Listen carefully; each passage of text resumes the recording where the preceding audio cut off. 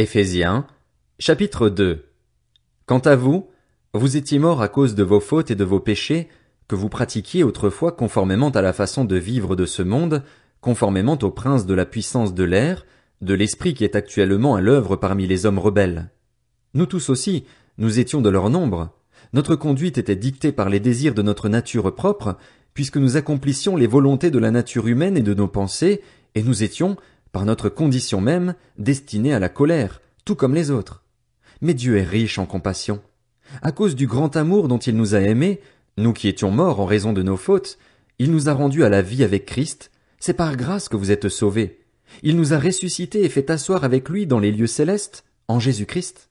Il a fait cela afin de montrer dans les temps à venir l'infinie richesse de sa grâce par la bonté qu'il a manifestée envers nous en Jésus-Christ. En effet, c'est par la grâce que vous êtes sauvés, par le moyen de la foi. Et cela ne vient pas de vous, c'est le don de Dieu. Ce n'est pas par les œuvres, afin que personne ne puisse se vanter. En réalité, c'est lui qui nous a fait. Nous avons été créés en Jésus-Christ pour des œuvres bonnes que Dieu a préparées d'avance afin que nous les pratiquions. C'est pourquoi, souvenez-vous qu'autrefois vous étiez identifiés comme non-juifs dans votre corps, appelés incirconcis par ceux qui se disent circoncis et qui le sont dans leur corps, par la main de l'homme. Souvenez-vous qu'à ce moment-là vous étiez sans Messie, exclus du droit de cité en Israël, étrangers aux alliances de la promesse, sans espérance et sans Dieu dans le monde. Mais maintenant, en Jésus-Christ, vous qui autrefois étiez loin, vous êtes devenus proches par le sang de Christ. En effet, il est notre paix, lui qui des deux groupes n'en a fait qu'un et qui a renversé le mur qui les séparait, la haine. Par sa mort, il a rendu sans effet la loi avec ses commandements et leurs règles, afin de créer en lui-même un seul homme nouveau à partir des deux, établissant ainsi la paix. Il a voulu les réconcilier l'un et l'autre avec Dieu en les réunissant dans un seul corps au moyen de la croix, en détruisant par elle la haine. Il est venu annoncer la paix à vous qui étiez loin et à ceux qui étaient près. À travers lui, en effet, nous avons les uns et les autres accès auprès du Père par le même esprit. Ainsi donc, vous n'êtes plus des étrangers ni des résidents temporaires. Vous êtes au contraire concitoyens des saints, membres de la famille de Dieu. Vous avez été édifiés sur le fondement des apôtres et prophètes, Jésus-Christ lui-même étant la pierre angulaire. C'est en lui que tout l'édifice, bien coordonné, s'élève pour être un temple saint dans le Seigneur. C'est en lui que vous aussi, vous êtes édifiés avec eux pour former une habitation de Dieu en esprit. Éphésiens, chapitre 3. Moi, Paul, je suis le prisonnier de Jésus-Christ pour vous, les non-juifs, si du moins vous avez appris comment je fais part de la grâce de Dieu qui m'a été confiée pour vous. C'est par révélation qu'il m'a fait connaître ce mystère tel que je l'ai déjà décrit en quelques mots. En les lisant, vous pouvez vous rendre compte de la compréhension que j'ai du mystère de Christ. Il n'a pas été porté à la connaissance des hommes des générations passées comme il a maintenant été révélé par l'Esprit à ses saints apôtres et prophètes. Ce mystère, c'est que les non-juifs sont cohéritiers des juifs, qu'ils forment un corps avec eux et participent à la même promesse de Dieu en Jésus-Christ par l'Évangile. J'en suis devenu le serviteur conformément au don de la grâce de Dieu qui m'a été accordé en raison de l'efficacité de sa puissance.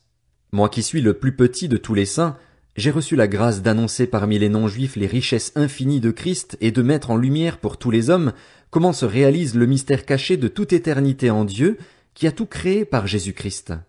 Ainsi, les dominations et les autorités dans les lieux célestes connaissent maintenant par le moyen de l'Église la sagesse infiniment variée de Dieu, conformément au plan éternel qu'il a accompli en Jésus-Christ notre Seigneur. C'est en Christ, par la foi en lui, que nous avons la liberté de nous approcher de Dieu avec confiance. Aussi, je vous demande de ne pas perdre courage à cause des souffrances que j'endure pour vous, elles sont votre gloire. Voilà pourquoi je plie les genoux devant le Père de notre Seigneur Jésus-Christ, de qui toute famille dans le ciel et sur la terre tient son nom.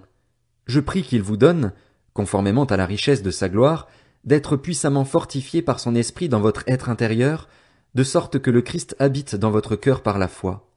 Je prie que vous soyez enracinés et fondés dans l'amour, pour être capable de comprendre avec tous les saints quelle est la largeur, la longueur, la profondeur et la hauteur de l'amour de Christ, et de connaître cet amour qui surpasse toute connaissance, afin que vous soyez remplis de toute la plénitude de Dieu. À celui qui peut faire, par la puissance qui agit en nous, infiniment plus que tout ce que nous demandons ou pensons, À lui soit la gloire dans l'Église et en Jésus-Christ, pour toutes les générations, au siècle des siècles. Amen. Éphésiens, chapitre 4. Je vous encourage donc, moi, le prisonnier dans le Seigneur, à vous conduire d'une manière digne de l'appel que vous avez reçu. En toute humilité et douceur, avec patience, supportez-vous les uns les autres dans l'amour. Efforcez-vous de conserver l'unité de l'esprit par le lien de la paix. Il y a un seul corps et un seul esprit, de même que vous avez été appelés à une seule espérance par votre vocation. Il y a un seul Seigneur, une seule foi, un seul baptême, un seul Dieu et Père de tous. Il est au-dessus de tous, agit à travers tous et habite en nous tous. Cependant, à chacun de nous la grâce a été donnée à la mesure du don de Christ. C'est pourquoi il est dit, il est monté sur les hauteurs, il a emmené des prisonniers et il a fait des dons aux hommes. Or, que signifie « il est monté » sinon qu'il est aussi d'abord descendu dans les régions les plus basses de la terre? Celui qui est descendu, c'est celui qui est monté au-dessus de tous les cieux afin de remplir tout l'univers. C'est lui qui a donné les uns comme apôtres, les autres comme prophètes, les autres comme évangélistes, les autres comme bergers et enseignants. Il l'a fait pour former les saints aux tâches du service en vue de l'édification du corps de Christ, jusqu'à ce que nous parvenions tous à l'unité de la foi et de la connaissance du Fils de Dieu, à la maturité de l'adulte, à la mesure de la stature parfaite de Christ. Ainsi, nous ne serons plus de petits enfants, ballottés et emportés par tout vent de doctrine, par la ruse des hommes et leur habileté dans les manœuvres d'égarement. Mais en disant la vérité dans l'amour, nous grandirons à tout point de vue vers celui qui est la tête, Christ. C'est de lui que le corps tout entier, bien coordonné et solidement uni grâce aux articulations dont il est muni, tire sa croissance en fonction de l'activité qui convient à chacune de ses parties et s'édifie lui-même dans l'amour. Voici donc ce que je dis et ce que j'affirme dans le Seigneur. Vous ne devez plus vous conduire comme les non-croyants qui se laissent guider par la sottise de leurs pensées. Ils ont l'intelligence obscurcie, ils sont étrangers à la vie de Dieu à cause de l'ignorance qui est en eux, à cause de l'endurcissement de leur cœur. Ils ont perdu tout sens moral et se sont livrés à la débauche pour commettre avec avidité toutes sortes d'impuretés. Mais vous, ce n'est pas ainsi que vous avez appris à connaître Christ, si du moins c'est lui que vous avez écouté et si c'est en lui que vous avez été enseigné conformément à la vérité qui est en Jésus. On vous a enseigné à vous débarrasser du vieil homme qui correspond à votre ancienne manière de vivre et se détruit sous l'effet de ses désirs trompeurs, à vous laisser renouveler par l'esprit dans votre intelligence et à vous revêtir de l'homme nouveau, créé selon Dieu dans la justice et la sainteté que produit la vérité. C'est pourquoi, vous débarrassant du mensonge, dites chacun la vérité à votre prochain, car nous sommes membres les uns des autres. Si vous vous mettez en colère, ne péchez pas. Que le soleil ne se couche pas sur votre colère, et ne laissez aucune place au diable. Que celui qui volait cesse de voler, qu'il se donne plutôt la peine de travailler honnêtement de ses propres mains pour avoir de quoi donner à celui qui est dans le besoin. Qu'aucune parole malsaine ne sorte de votre bouche, mais seulement de bonnes paroles qui, en fonction des besoins, servent à l'édification et transmettent une grâce à ceux qui les entendent. N'attristez pas le Saint-Esprit de Dieu, par lequel vous avez été marqués d'une empreinte pour le jour de la libération. Que toute amertume, toute fureur, toute colère, tout éclat de voix, toute calomnie et toute forme de méchanceté disparaissent du milieu de vous. Soyez bons et pleins de compassion les uns envers les autres. Pardonnez-vous réciproquement comme Dieu nous a pardonnés en Christ.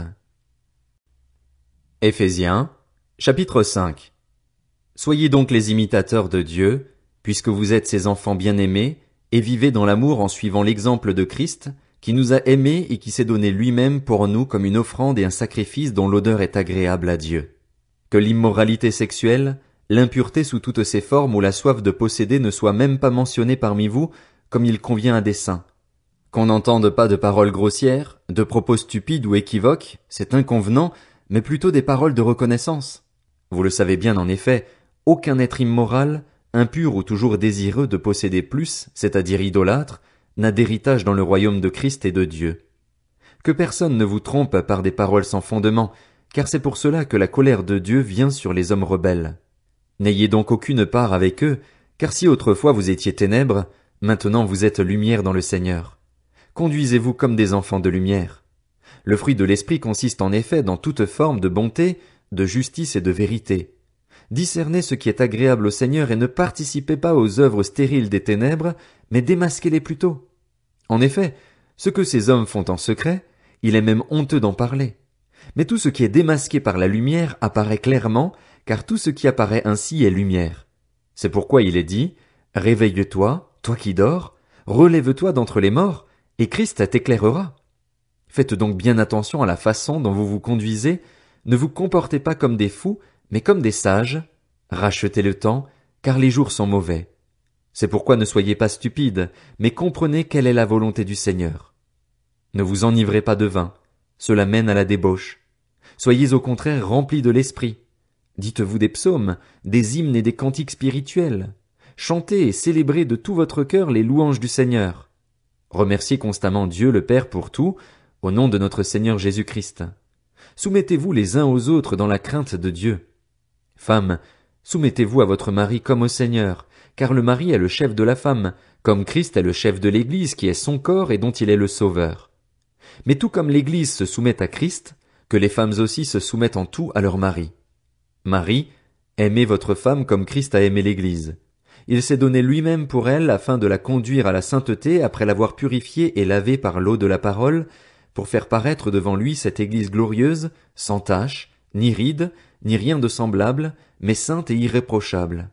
C'est ainsi que les maris doivent aimer leur femme comme leur propre corps. Celui qui aime sa femme s'aime lui-même. En effet, jamais personne n'a détesté son propre corps.